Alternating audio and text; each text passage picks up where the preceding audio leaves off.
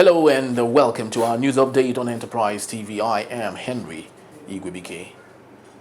We begin with the breaking news from Ibadan, where residents have taken to the streets to protest the skyrocketing prices of food and the state of the economy. It is understood that the protesters gathered around the Mokola area in the state welding placards with various inscriptions such as "End food hike and inflation, the poor are starving," and "Tinubu, don't forget your promises," amongst others. They were also chanting songs to express their grievances.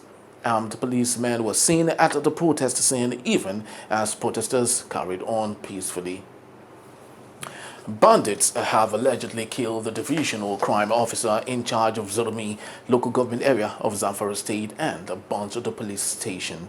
An indigene of the area, Muhammad Ibrahim, said the bandits were in large numbers and armed with sophisticated weapons. He said they invaded Zurmi town, the headquarters of Zurmi local government area, around 5 p.m. on Sunday.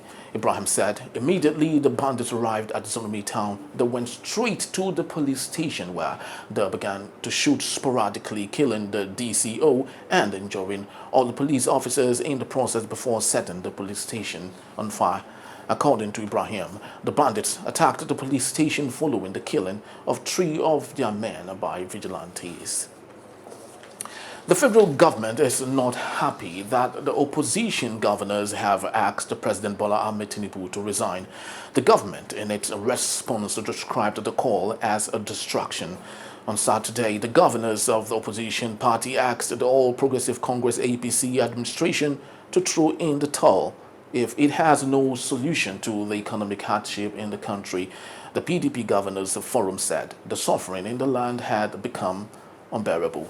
But in a statement on Sunday, Muhammad Idris, Minister of Information, described the call by the opposition governors as nothing but an attempt at distraction by the people who should instead be busy supporting the president's effort at bringing economic relief to the Nigerian people. The minister added that those who could not bring transformational change when they had a lent chance should seek not to interrupt or distract those who are working to do so.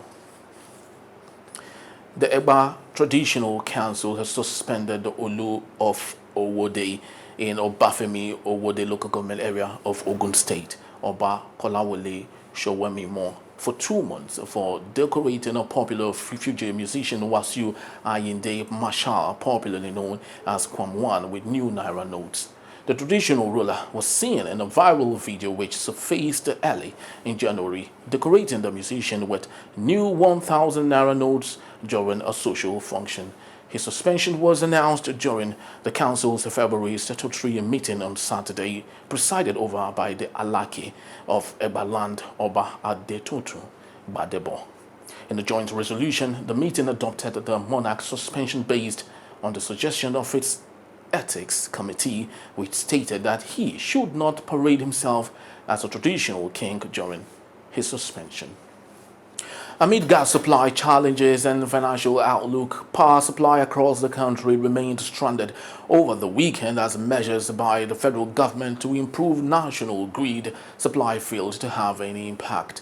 Checks on national grid data posted by the independent system operators showed that as at 3 p.m. on Sunday, February 18, only 16 of the nation's power plants were generating to the grid at 3,530 megawatts, with Nigeria's largest power plant, Egbin Power, completely off the grid. The biggest generators were Azura Edo IPP with 420 megawatts, Kenji Hydro with 415 megawatts, and Shiroro Hydro with 275 megawatts. Gas suppliers have so far refused government entities to increase the supply to power plants, citing a debt of over $1.3 billion for past supplies. In foreign news, dozens of people have died in a tribal dispute in Papua New Guinea's remote highlands region. The victims were shot dead during an ambush in the Enga province over the weekend. The highlands area has long struggled with violence, but these killings are believed to be the worst in years. An influx of illegal firearms has made clashes more deadly and fueled a cycle of violence.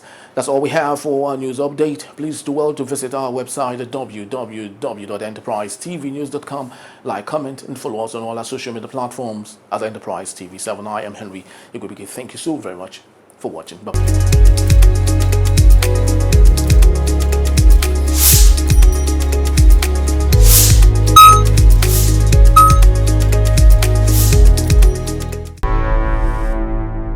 Enterprise TV, a tradition of truth.